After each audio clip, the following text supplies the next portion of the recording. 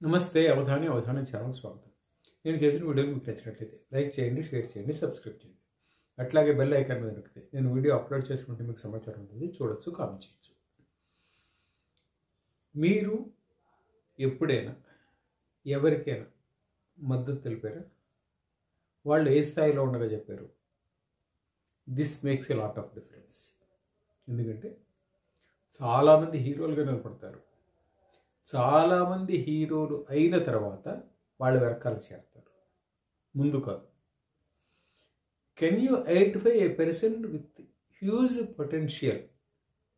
ఎవరైనా ఒక మనిషిలో అత్యధికమైన సామర్థ్యాలు ఉన్నవాళ్ళు మీరు గుర్తించగలుగుతారా?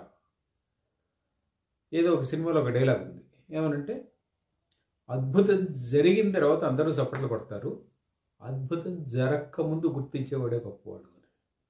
మీరు ఎట్లా ఎవరైనా గుర్తించారు? మీ సర్కిల్లో చాలామంది ఉంటారు. మీరు ఎప్పుడూ ఊహించిన స్థాయికి చాలామంది చేరుంటారు. చూడండి, ఒక్కసారి చెప్పి తెచ్చుకోండి. మీ పిల్లలు, మీ బాబాయ్ గారి పిల్లలు, మీ బంధువుల పిల్లలు, మీ ఫ్రెండ్స్ పిల్లలు ఉంటారు. వాడు ఒక 5 ఏళ్ల క్రితం, 10 ఏళ్ల క్రితం మీరు అసలు ఎక్స్పెక్ట్ చేసి ఉంటారు వాడిని. ఏదో పనికిరాని వాళ్ళే అనుకుంటారు. 10 ఏళ్ల తర్వాత వాడు ఎక్కడో ఉంటుంటాడు, ఒక స్థాయిలో, ఒక పొజిషన్లో. నేను వాళ్ళు పొజిషన్ స్థాయి సంపాదించినందుకు, స్థాయి సంపాదించినందుకు మాట్లాడట్లా. 10 ఏళ్ల క్రితం మీరు చూసిన మనిషి 10 ఏళ్లలో ఎలా మారాడు? ఈ మార్పు ఎందుకు సాధ్యమైంది? What his efforts are in that? ఆ స్థాయికి తాను చేరడానికి ఎటువంటి ప్రయత్నం చేశాడు, దానికి విలువ. అలాగా మనుషులు ఒక స్థాయికి చేరిన తర్వాత వెనకాల చప్పట్ల కొట్టే వాళ్ళ జాబితాలో కాకుండా వాళ్ళని ముందు గుర్తించే మనుషులుగా నిలబడండి. అప్పుడు మీరు జీవితాంతం, వాళ్ళ జీవితాంతం మీరు వాళ్ళకి గుర్తుంటారు.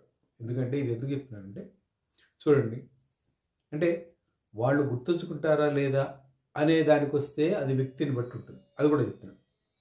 కొంతమంది మనుషులు ఉంటారు, వాళ్ళు ఏ స్థాయిలో ఉన్నప్పుడు సాయం చేసినా వాళ్ళు గుర్తుంచుకోరు. అది వాళ్ళ వ్యక్తిత్వం.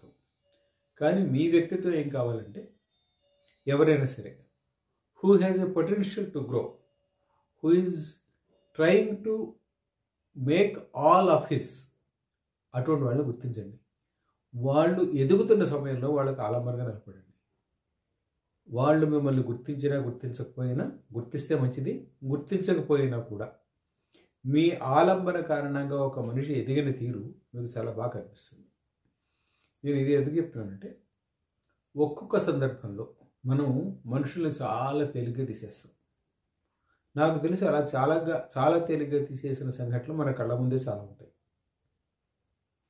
ఎవరెవరికో అక్కర్లేదు, మన పిల్లల్లోనే మనకు చూస్తూ ఉంటాం. మన పిల్లలు, కొంతమంది పిల్లలు అప్పటికప్పుడు మనకు అలా కనపడరు. వాడు ఒక 10 ఏళ్ల తర్వాత వాడు ఎక్కడో తేలుతాడు. తేలిన తర్వాత ఇదేంటి వీళ్ళ అబ్బాయి కదా, ఇతను ఇక్కడ ఉన్నాడేమిటి అనుకుంటాడు. అక్కడ ఉండడానికి అతను చేసిన ప్రయత్నం చాలా ఉంటుంది. అందుకే మనుషులు ఎదగడానికి వాళ్ళకి కాంక్ష ఉన్నప్పుడు, వాళ్ళు ఆ నేచర్తో ఉన్నప్పుడు వాళ్ళని సపోర్ట్ చేయండి.